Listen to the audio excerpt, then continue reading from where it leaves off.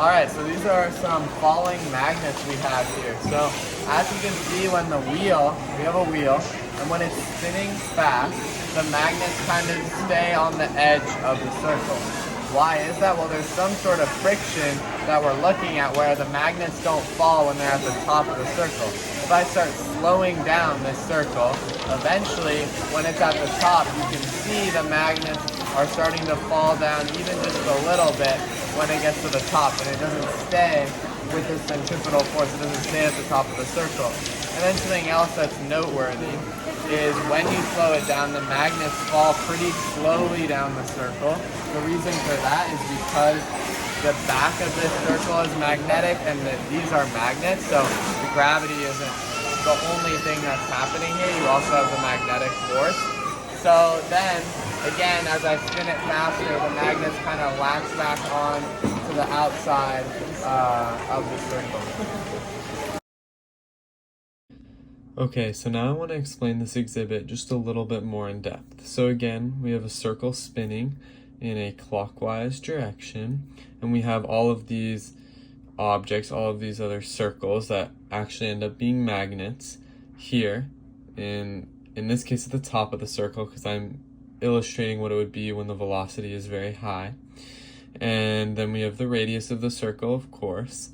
So basically what's going on here is when there's a large enough velocity, these objects are going to stay close to the edge of the circle, and that's basically with the phenomenon of centrifugal force, which isn't an actual force.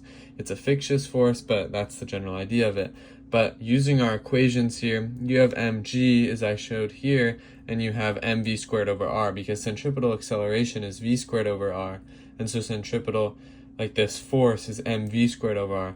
So to see that minimum velocity needed for these objects to stay at the top of the circle and not just fall down and to stay just in contact, that minimum velocity, if we rearrange this equation, is we're going to end up seeing we have mg capital R, and then that's going to be, I don't know why I said lowercase r earlier, equal to mv squared.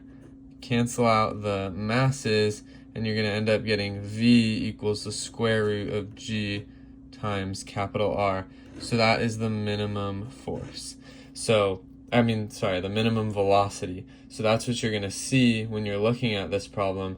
That's the velocity that's required for the circle to spin. And of course, if you want angular velocity, you know that the angular velocity is velocity divided by radius. So that's how you would do that. Alright, so this is the friction face-off exhibit. So what we can see here, first I'm going to start it up. So this is the slowest speed, and I'm just going to increase the speed so you can see it a little more greatly. So both of these wheels are spinning in opposite directions, and basically what we're looking at is frictional force. So the reason the rod is going back and forth is because when both of these spinning wheels want to move the rod one direction or the other. So let's say first you're looking at this wheel, it's going to move the rod this way. But when the rod's over here, there's going to be more mass on this spinning wheel. And that means the frictional force is greater, since the frictional force is mu times the normal force. When there's more mass, the normal force is greater, as it's mg. And then, eventually, once it comes over here, now that frictional force is going to be greater, and so now it's going to come back this way in the spinning in the direction of this wheel, so that's why the rod moves back this way, and then it's going to keep doing that. And then we can also see, if I start it up again, that when I stop this right wheel, for example, this wheel is going to slowly want to move the rod this way, but eventually the rod doesn't move any farther because there's too much frictional force here for this spinning wheel to move the rod any farther, since there's more mass over here. Okay, now I want to explain this friction face-off exhibit at the Exploratorium a little bit more. So again, two wheels spinning, same magnitude of angular velocity, of course, and they're in different directions.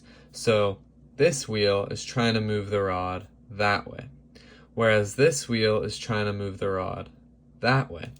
So what's really happening, you're going to end up seeing oscillatory behavior. And I just want to explain why that's happening.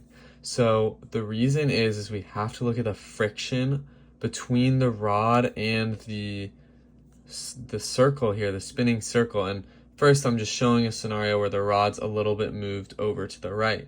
So in this case, assuming this rod is of uniform mass density, we're going to see more friction here because mg is greater because there's more mass here on this circle, and that means the normal force is greater. And remember, friction is equal to mu times normal force. So when normal force is greater, so would friction be greater. So when friction is greater, this wheel won't be able to push the rod as much this way because the friction keeps getting greater. So then this wheel is going to push back past the rod this way. But then eventually the rod there will be more frictional force between the spinning wheel and this rod here. So then it will move back the other way and so on. And that's why there's oscillatory behavior. Alright, so here we have a wheel with white stripes on it, and we also have a guitar with 3 strings, so not your usual guitar, of course. This is also called an oscilloscope, if that's how you pronounce it. So basically, first I just want to start with, I can pluck these 3 strings. You can't really hear the sound, to be honest.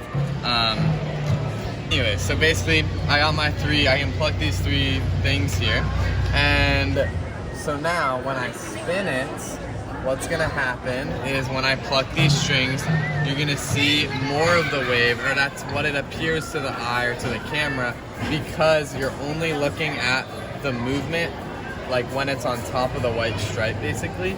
And then just something else to mention in this video is that when I let me just stop this really quick. When I push this down like this, the tension in the string has increased because, of course, we're pulling the string more. Tension is higher, and what that's doing is that's decreasing the wavelength, which actually we can see when I speed this up again. I have this here. I increase the tension, frequency increases, and wavelength is going to decrease. So yeah, that's what's happening. Okay, so now I want to explain this oscilloscope exhibit a little more in depth. So first, the biggest thing here is we're looking at the frequency of the vibrating string. In this, I guess it's a pretty fake guitar, but it's basically a guitar.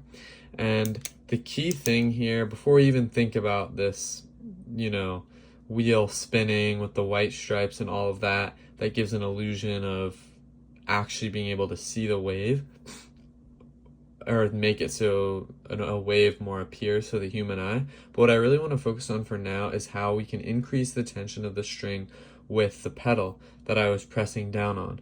So when I press down on this pedal, and assuming these strings here are attached firmly onto the top like a bar or whatever it is, when I press down on this pedal, the tension in the strings, the 3 strings, increases. So that also is going to help us figure out what's going on with frequency here. So the biggest thing is when I press down on the pedal, the tension in the string, and this vibrating string, is going to increase. And so based off this formula I found while doing some research, it's clear that the frequency of the vibrating string also increases when tension increases. And maybe it wasn't very clear and you couldn't hear it in the video, but when that tension increases, the frequency increases, and when the frequency increases, there's also a higher pitch. In other words, higher frequency is equal to a higher pitch, and that's why we adjust, in a guitar, we adjust the tension of the strings to change the pitch. So I think this was a really cool exhibit to be able to see that.